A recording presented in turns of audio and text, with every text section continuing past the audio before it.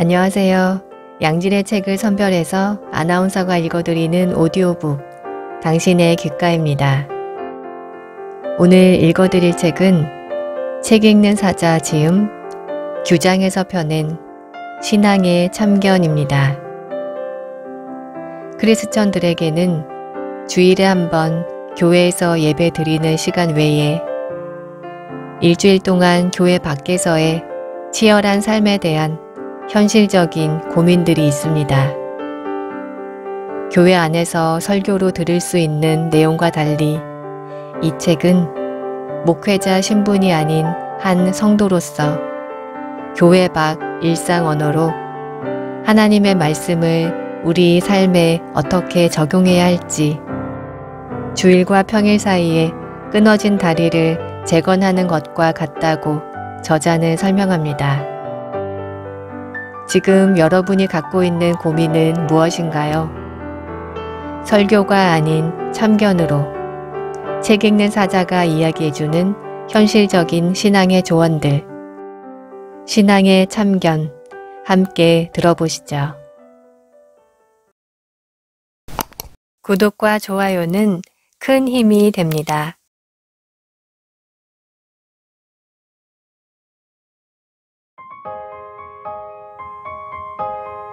이 남자 혹은 여자가 내 남자 혹은 여자인지 어떻게 확신하나요?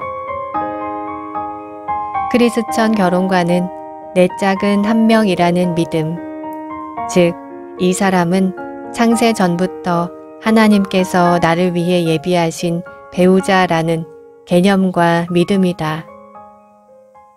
요즘 사회에 이혼과 비혼주의가 팽배하다고 해도 넌 크리스천들 역시 자신의 배우자와 평생 함께 살 것을 당연히 여기며 그것이 옳은 사랑이라는 강한 믿음을 갖고 있다. 뿐만 아니라 고전을 비롯한 수많은 영화나 드라마에서도 이 사랑의 법칙을 당연하게 여긴다. 배우자 몰래 외도하는 걸 아름답다고 여기는 사람은 거의 없다. 즉, 내 짝은 한 명이라는 성경적 전제는 교회 안팎을 초월해 인간이 갖는 양심의 선한 반응이자 행복을 향한 영혼의 갈망인 셈이다. 그래서 우리는 이 사람이 하나님께서 내게 보내신 배우자가 맞는지 끊임없이 고민한다. 영화나 드라마에서는 대개 여자들이 결혼식 전날까지 이 사람이 진짜 내 배우자가 아니면 어떡하나 고민하지만 사실 이런 고민은 성별을 떠나 누구나 한다.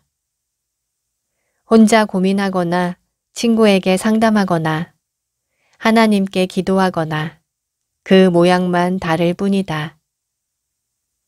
우리는 하나님께 확인받고 싶어 한다.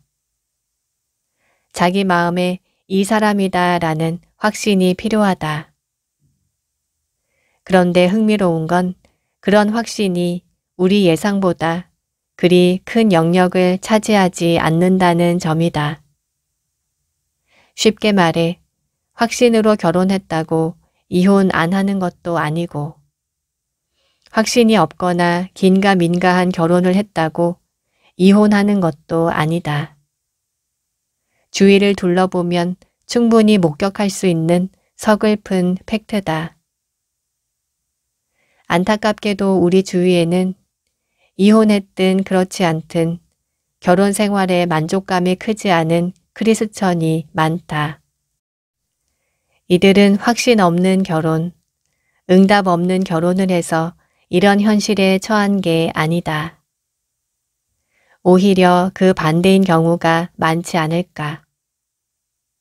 이 경우 자칫 하나님을 원망하기 쉬운데 사실 엄밀히 따지고 보면 특정 상황에서 그런 확신을 가진 나 자신의 분별 필터가 오염됐다고 보는 게 더 성숙한 판단이다. 이는 하나님을 향한 지식의 결여 또는 그분에 대한 왜곡되거나 편향된 정보에 기인한다. 무지도 교만이다. 이런 의미에서 확신도 교만이다. 우리가 확신할 수 있는 건 변하지 않는 기준, 즉 성경 말씀뿐이다. 애초에 이 사람은 변하지 않을 것이다. 나는 이 사람을 진짜 사랑한다 라는 확신은 인간의 죄성을 이해하지 못한 무지에서 비롯된 교만의 열매다. 우리가 가진 모든 확신이 틀렸다는 것도 매사에 상대의 저희를 의심하라는 말도 아니다. 하나님의 말씀으로 소독되지 않은 나의 오염된 확신 필터를 성령 충만 확신 필터로 갈아 끼우라는 말이다. 확신을 품는 마음의 중심을 바꿔야 한다.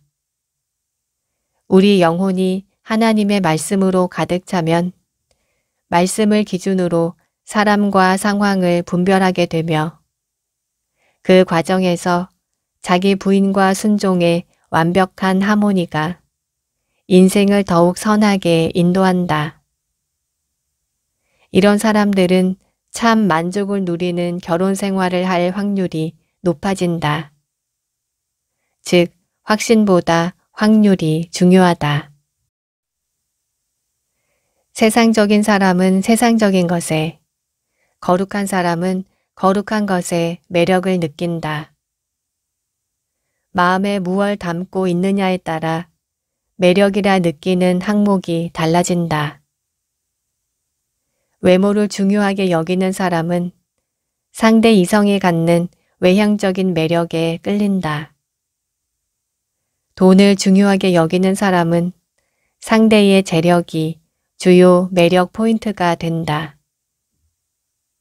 반면에 하나님의 말씀을 최우선으로 삼는 성령 충만한 사람들은 육적인 매력 너머의 것을 볼 줄 안다. 물론 믿음 좋은 크리스천도 외모와 돈, 명예와 권력에 반응할 수 있다. 크리스천도 지인이 결혼한다는 소식을 들으면 반사적으로 상대가 뭐 하는 사람인지를 묻는다. 그러나 반응과 선택은 다르다. 이건 마치 자정쯤 TV에서 라면을 먹는 장면을 봤을 때 입에 침이 고이면서 나도 지금 라면을 끓여 먹고 싶다라는 몸의 반응에 따르는 것과 건강한 자기 관리를 위해 얼른 TV를 끄고 침실로 들어가는 의지의 선택을 하는 것. 이 둘의 차이와 같다. 음주와 유흥을 당연한 문화로 여기는 사람이 그것을 죄악시하며 최대한 경건하게 살려고 하는 사람에게 매력을 느낄까? 아니다. 상대에 대한 호기심과 무의식적 영혼의 동경은 가질 수 있겠으나 그것 때문에 이성적 매력을 느끼진 않는다. 영혼의 색깔 이외에 다른 외적인 요소로 사랑에 빠질 수는 있겠다. 그러나 본디 세상은 예수의 영을 품고 예수께서 걸으셨던 그 길을 따라가는 우리 크리스천을 미워한다. 물론 크리스천과 결혼한 넌 크리스천이 배우자를 잘 대해주고 나름 잘 지내는 경우도 많다. 그러나 이내 11조 및 선교 헌금 문제부터 자녀 교육 문제, 주일 성수 문제 등 복음 생활을 고수하는 크리스천의 생활관과 삶의 방식 때문에 시간이 지날수록 잦은 의견 충돌을 겪거나 갈등의 골이 깊어진다. 결국 상대는 내가 이 정도까지 배려했으면 너도 날 배려해줘야 할 거 아니야 라는 도덕적 상대주의 멘트를 날린다. 우리에겐 생명 그 자체인 복음이 그들에겐 배려해 줄 수 있는 하나의 도덕적 옵션일 뿐이다. 이게 바로 예수를 존중하는 사람과 예수를 메시아로 따르는 사람의 차이다. 자기 감정과 자기 확신을 따르는 사람들이 직면하고 감내해야 할 현실 그 자체다. 그렇다면 하나님 앞에 거룩하기 위해 노력하고 자기 개발적인 삶의 태도를 중요하게 여기며 사는 사람은 어떨까? 반기독교적이고 비기독교적인 세계관으로 사는 사람들에게 긍휼한 마음이 들지는 몰라도 그 때문에 이성적 매력을 느낄 가능성은 현저히 줄어든다. 즉, 자신의 복음적 자기 개발은 결과적으로 불만족스러운 결혼 생활을 할 확률을 줄이는데 크게 일조한다. 꼭 연애와 결혼 문제뿐만 아니라 불필요한 인간관계까지 정리된다. 삶이 심플해지고 담백해진다. 이 역시 보다 만족스럽게 살 확률을 높인다. 한 예로 독서의 맛을 들인 사람은 친구라 속고 있는 지인들과 카페에서 아무 의미도 없는 가십을 이야기하는 것에 점점 흥미를 잃는다. 그보다 자기가 느낀 걸 공감해주는 사람들과 깊은 대화를 나누는데 매력을 느낀다. 이것이 바로 생각의 계층 이동이다. 당연히 분별과 확신의 질감이 달라진다. 나 자신부터 끊임없이 자기 개발에 힘쓰며 예수님과 1:1 관계를 최우선으로 하는 사람이 되자. 그럼 어디 연애와 결혼뿐이랴. 하나님께서 그 인생을 책임져 주신다.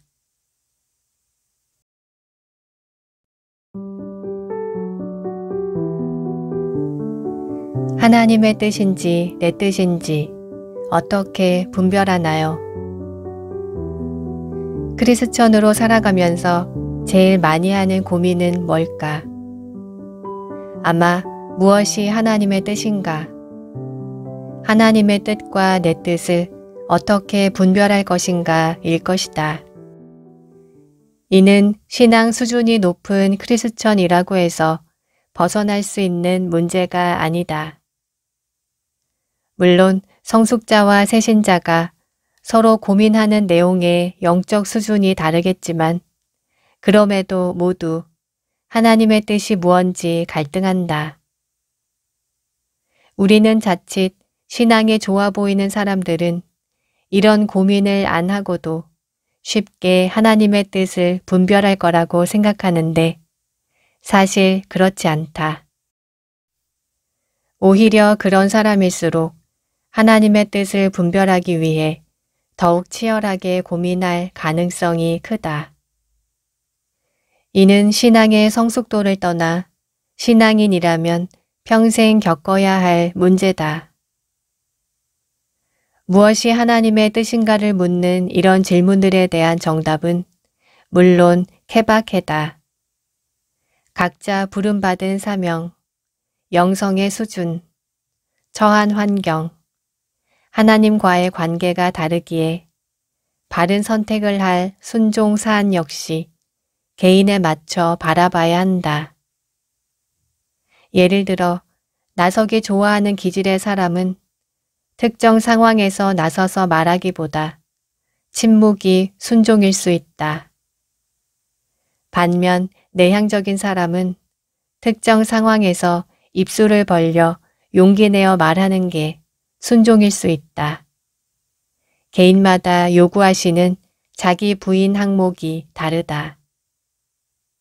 그러므로 옆에서 하나님의 뜻을 분별하도록 돕는 넓은 의미의 신앙 안내는 가능하더라도 결국 그 뜻을 분별하고 선택함은 본인과 하나님의 내밀한 1:1 관계에서 이루어진다.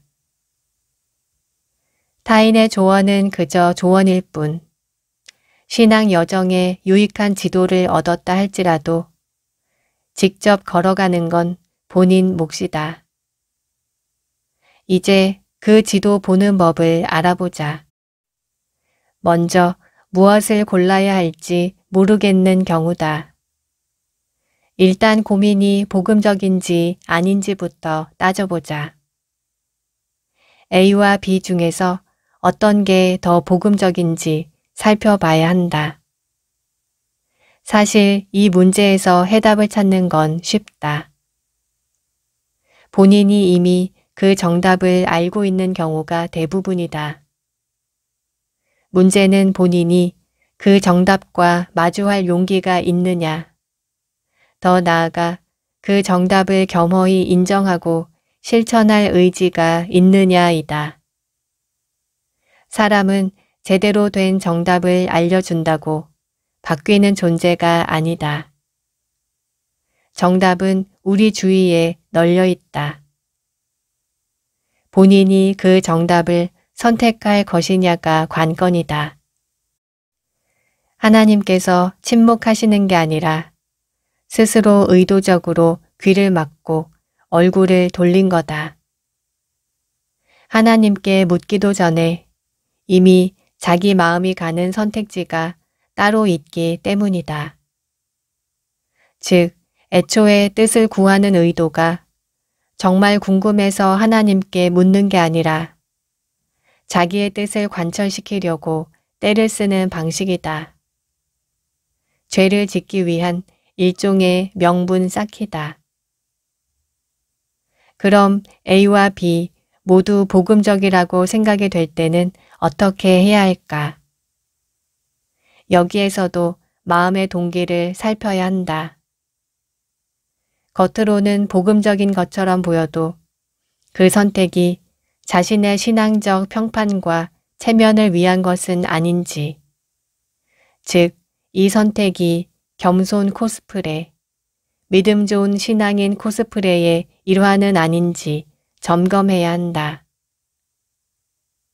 남에게 확인받으려 묻지 말고 방문을 닫고 혼자 조용히 기도하자. 하나님 앞에서 기도할 때조차 가면을 쓰지 말자. 머리로 아는 걸 외우지 말고 마음에 있는 말을 하자. 마음 구석으로 밀어놓은 내 진짜 속마음 박스를 뜯자. 내 박스 안 캐캐 묵은 독가스가 환기되어야 한다.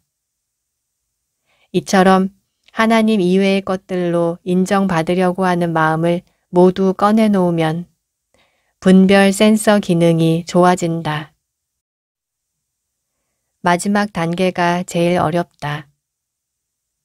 신앙의 고수들이 겪는 가장 치열한 고민인데 진실한 마음으로 하나님의 뜻이라고 여겨지는 두 가지 선택지 중에서 분별하는 문제다. 하나님께서는 낮은 자의 마음을 품은 자들이 치열하게 갈등하고 고민하는 과정 자체를 묵묵히 바라보시는 경우가 많다. 우리가 하나님의 뜻을 간절히 구하는 과정에서 영적 성장이 이루어지기 때문이다. 이건 방치가 아니다. 마치 자녀에게 수학 공식을 무작정 외우게 하는 것보다 자녀가 그 원리를 스스로 이해하고 풀 수 있는 능력을 갖추기까지 기다려주는 게 진정 그 아이를 위하는 부모의 마음인 것처럼 우리는 지금까지 예수님은 내가 복음 안에서 무엇을 선택해도 그 선택보다 나 자신을 귀히 여기신다는 말을 많이 들어왔다. 그러나 이 말은 반만 맞다. 그럼에도 선택은 중요하다. 성경은 하나님의 음성을 듣고 그 뜻을 믿음으로 선택한 사람들의 이야기로 넘쳐난다. 마음의 동기와 과정도 중요하지만 우리의 실제 선택과 그에 따른 믿음의 결과 역시 중요하다. 자칫 마음의 동기와 뜻을 찾는 과정에 과도한 의미 부여를 하면 반복음적 선택을 하고도 자기 합리화를 할 수 있다. 하나님께선 안 괜찮으신데 본인은 괜찮다고 하는 꼴이다.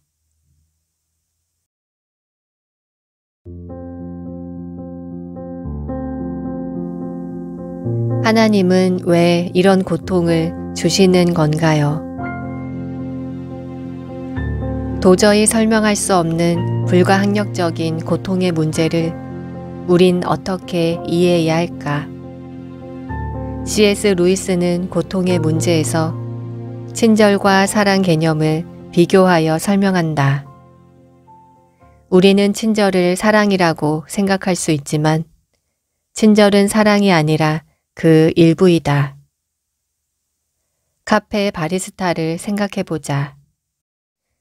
바리스타가 손님에게 환한 미소와 친절을 베푸는 건 손님을 사랑해서가 아니라 별 관심이 없기에 그렇다.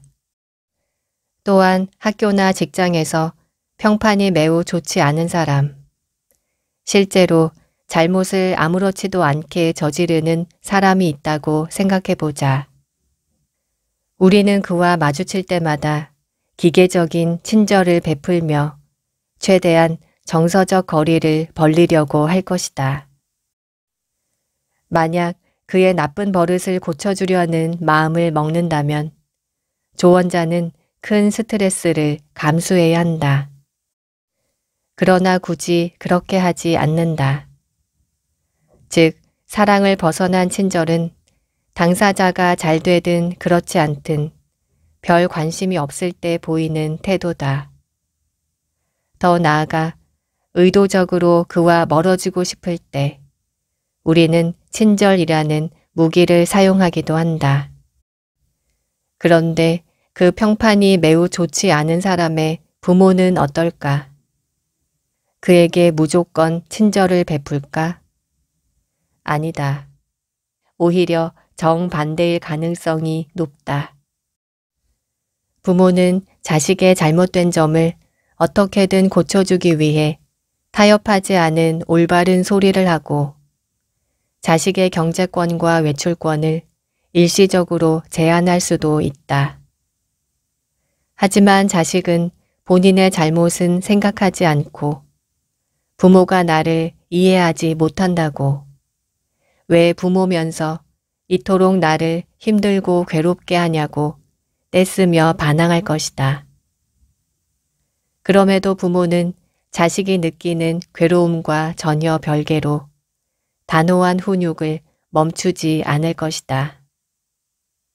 자식을 진심으로 사랑하기 때문이다.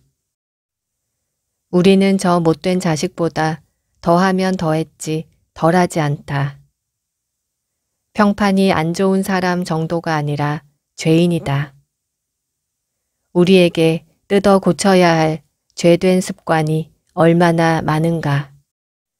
그럼에도 내치지 않고 작정하고 사랑해 주시는 하나님의 사랑을 상상이나 할 수 있는가. 이어서 C.S. 루이스는 몇 가지 유비를 든다. 첫 번째 유비는 예술가가 자기 작품에 쏟아붓는 사랑이다. 창작자가 정성을 쏟는 작품일수록 그 작품이 아무리 괴로워한들 자신의 마음에 흡족할 때까지 수정하고 교정한다. 우리는 하나님께서 가장 아끼시는 작품이다. 우리의 고통은 역설적으로 가장 아름다워지는 과정이다. 처절한 아름다움. 그것이 고통이다. 두 번째는 주인이 동물에게 보이는 사랑이다. 애견이든 애묘든 사람과 함께 살려면 예방주사를 맞고 깨끗하게 씻어야 한다. 배변 훈련도 해야 한다. 안타깝게도 이 모든 건 동물이 기질적으로 싫어하는 일들이다. 하지만 동물이 예방주사 맞기를 극도로 싫어하고 괴로워한다고 해서 주인이 치료를 받지 않게 하는 친절을 베풀까? 전혀 아니다. 동물은 그 고통을 감내해야만 주인과 함께 살 수 있다. 세 번째는 아들을 향한 아버지의 사랑이다. 아버지는 뛰어난 지혜와 지식, 넘치는 사랑과 경험으로 아버지가 원하는 자녀의 모습이 되도록 훈육한다. C.S. 루이스는 이것을 권위 있는 자와 순종하는 자의 관계로 설명했다. 요즘 세대는 권위와 순종을 무조건 나쁘게 여기며 수평적 관계가 세련되고 좋다고 주장하지만 그건 옳지 않다. 우리는 하나님이 만드셨다. 창조주와 피조물이 어떻게 동등하며 수평적 관계가 형성되는가? 하나님은 인격적이시지만 신이시다. 완전한 사랑이시며 선 그 자체이시다. 그런 분이 우리를 책임져 주시며 인도하신다. 우리는 믿고 따르기만 하면 된다. 설령 고통을 겪어도 그건 내가 보다 좋아지고 선해지는 과정이지 실패와 낙오의 결과가 아니다. 성공과 실패, 승리와 패배의 기준은 하나님이시다. 내 인생의 옳고 그름의 채점은 그분이 하신다. 그러나 이 지점에서 신앙인의 마지막 고통의 문제를 직면한다.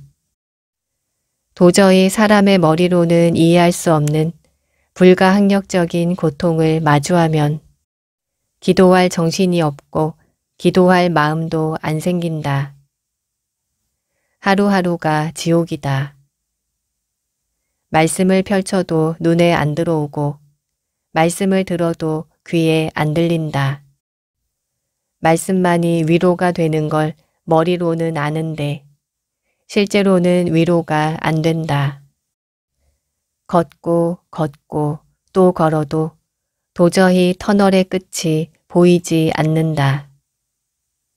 지긋지긋한 고통의 터널을 벗어났으면 좋겠는데 하나님께서는 기절하기 직전에 마실 물만 챙겨주시는 것 같다. 은혜인데 은혜가 되지 않는다. 3년이 지나도 7년이 지나도 10년이 지나도 터널의 끝이 보이지 않는다. 정금같이 단련된다는 조언도 이 불같은 괴로움을 적셔주지 못한다. 그게 고통이다. 마지막 고통은 바로 그 고통 중에 마주하는 내 영혼의 처참한 현실을 목도하는 데서 오는 절망이다. 그게 고통이다. 알면서도 안 믿어지는 눈물의 절규. 자신의 바닥이 부서진 진짜 바닥이 진짜 고통이다. 베드로가 예수님을 3번 부인했을 때 그분과 눈을 마주친 뒤 밖에 나가 한없이 울었던 이유가 바로 이것이 아니었을까. 그런데 역설적으로 바로 이 지점이 예수 그리스도의 위대한 사랑을 깨닫는 은혜의 접점이다. 인간은 더럽고 추악한 진짜 나를 마주해야 깨닫는다. 예수님이 이런 최악의 나를 알고도 사랑하셨다는 말이야. 이런 나를 위해 십자가에 달려 죽으셨다고 라고 말이다. 그제야 우리는 예수께 영혼의 무릎을 꿇는다. 그 어둡고 침울했던 긴긴 고통의 터널을 함께 걸어주셨던 땀 범벅, 피 범벅 예수 그리스도, 나의 구원자, 나의 메시아를 만난다. 우리는 고통을 통해 예수님의 더 깊은 사랑을 깨닫는다. 크리스천이든 넌 크리스천이든 사람은 누구나 고통을 겪는다. 인생은 고통의 연속이다. 그걸 받아들이자. 넌 크리스천은 어떻게든 고통을 피하려 하지만 크리스천은 다르다. 기꺼이 감내하며 고통 속에서 주를 만난다. 제 아무리 잘나고 고집센 넌 크리스천도 고통의 문제 앞에 자신의 나약함을 마주하며 하나님을 찾는다. 중요한 건 고통의 이유를 아는 것보다 고통의 의미를 깨닫는 것이다. 결국 우리에게 필요한 건 설명이 아닌 믿음이다. 고통 속에 있는 자여, 오늘 하루도 주를 위해 살아드리라. 그것이 승리다. 억지로 무얼 성취하려 하지 말고 그저 하루하루 주의 은혜에 몸을 맡기라. 한날의 괴로움은 그날의 것으로 충분하다. 오늘도 그 문제가 해결되지 않았다면 오늘은 그냥 그런 날인 거다. 고통은 이겨내는 것이 아니라 견디는 것이다. 나 역시 아직 청년이지만 그럼에도 당신에게 자신 있게 말할 수 있는 건 고통은 반드시 끝난다는 것이다. 안 믿어지면 안 믿어지는 대로, 덜 믿어지면 덜 믿어지는 대로 자연스럽게 걸어가라. 나머지는 하나님께서 책임져 주신다. 그저 믿고 걸어가라.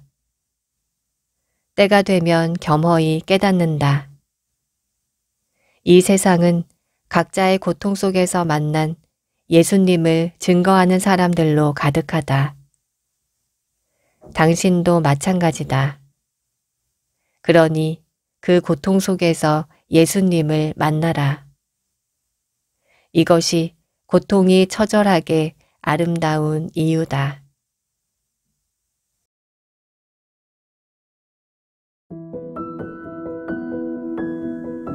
매력적인 크리스천이 되기 위해 당장 무엇부터 시작해야 하나요? 예술계에 이런 말이 있다. 가장 나쁜 사람이 착한데 실력 없는 사람이라고.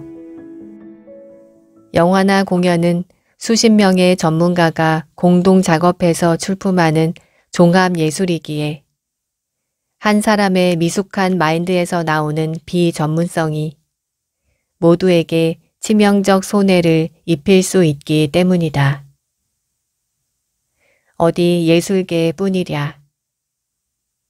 혼자 작업하고 성과 내고 책임지는 사람이 아니라면 소위 필드에서 사회생활을 하는 거의 모두에게 적용되는 말일 거다. 필드가 어떤 곳이기에 이렇게 냉정할까? 사람이라면 실수할 수도 있지 않은가? 더구나 이웃을 사랑해야 하는 크리스천이라면 상대가 잘못해도 인내하며 배려해야 하지 않은가? 예를 들어 보겠다. 교회 건축을 담당하는 기술자의 잘못으로 예배당 천장에 내려앉아 예배 중 사람이 다치거나 교회에서 구입한 키보드가 제작자의 잘못으로 소리가 잘 안 나거나 방송실 엔지니어의 미숙함으로 찬양과 설교 시간마다 퍽, 삑 하는 소리가 나면 어떨까? 또 안전관리사의 실수로 지하철 문이 열린 채 운행되거나 횡단보도 엔지니어의 실수로 잘못 켜진 신호등만 보고 길을 건너다가 큰 사고를 당했다면. 그런데 알고 보니 그 잘못을 저지른 당사자가 한없이 순한 사람이라면 어떻게 할까? 그걸 용인하는 게 사랑일까? 아니다. 방종과 무관심이다. 자동차 사고 시 에어백 불량으로 앞유리에 머리를 박고 싶은 사람은 아무도 없다. 즉, 위선이라는 말이다. 많은 청년이 크리스천의 책무를 오해한다. 본인이 성실히 습득하고 훈련해야 할 실력의 영역까지 신앙을 핑계로 요행을 바란다. 당연히 해야 할 최소한의 자기 개발은 등한시하며 교회만 열심히 다니는 걸 영성이라 착각한다. 그건 믿음이 아닌 무지와 게으름이다. 항상 1등 하라는 게 아니라 매사에 성실히 연습하라는 말이다. 그게 영성이다. 야구에서 투수를 예로 들어보자. 아무리 노력해도 신체의 한계로 던질 수 있는 공의 구속과 구종은 제한적이다.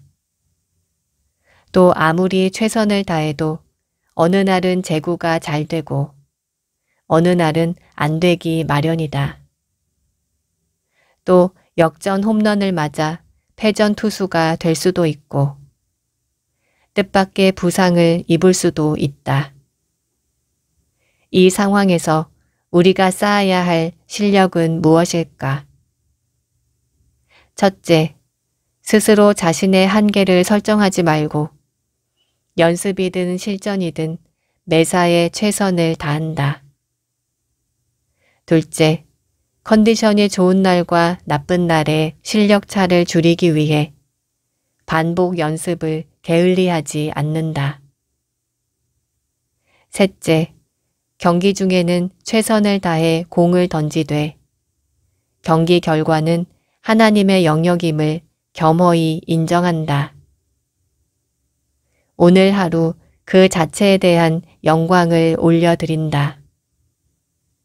넷째, 비록 이해할 수 없는 돌발 상황을 겪더라도 이 일 역시 내 인생을 향한 하나님의 계획에 필요한 퍼즐 조각이라는 믿음을 견지한다.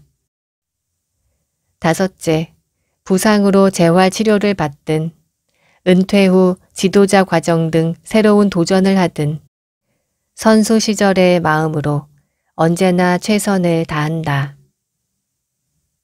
이 모든 행동의 궁극적 이유는 오직 하나님께 영광이다.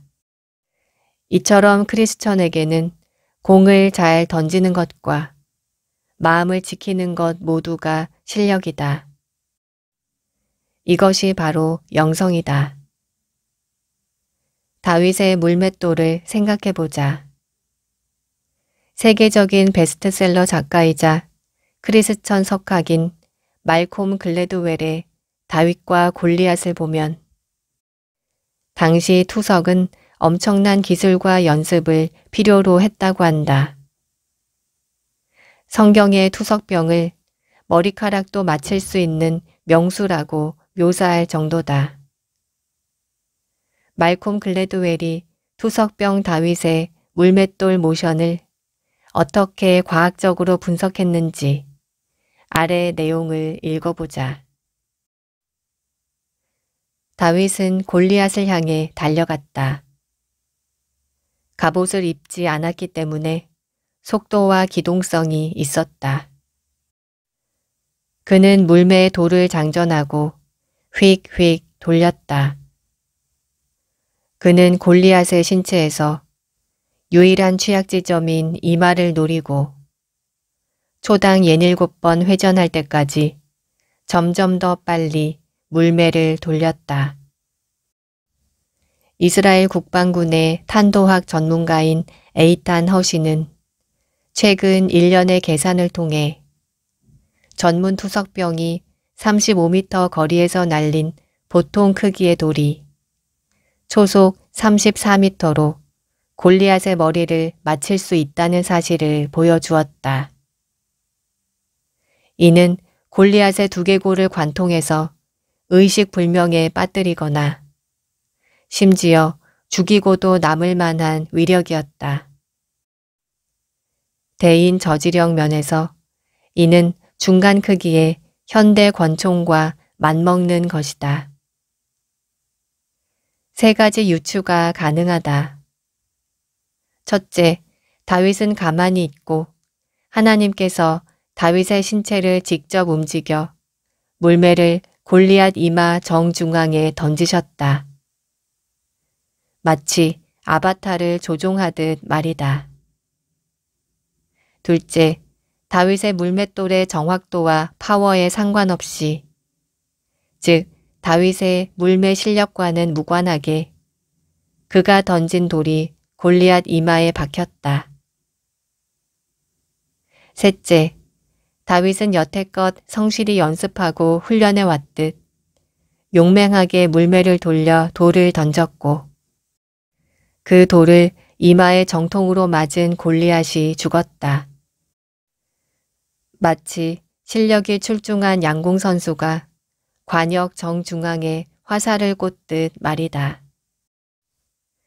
이때 하나님의 기적은 하나님을 위한 의분으로 용맹하게 거인 골리앗에 맞서 주를 위해 물매를 돌린 다윗, 그 자체였을 것이다. 말콤 글래드웰은 세 번째 방식으로 접근했다. 다윗의 물맷돌이 세 번째 방식이라는 가정하에 이 상황에서 다윗에게 꼭 필요한 전제는 성실한 연습량과 출중한 실력, 그리고 하나님을 목숨보다 사랑하는 뜨거운 신앙이다. 나는 다윗의 이 모습이 오늘날 크리스천이 가져야 할 영성과 실력을 거의 완벽에 가까운 모습으로 나타낸다고 생각한다.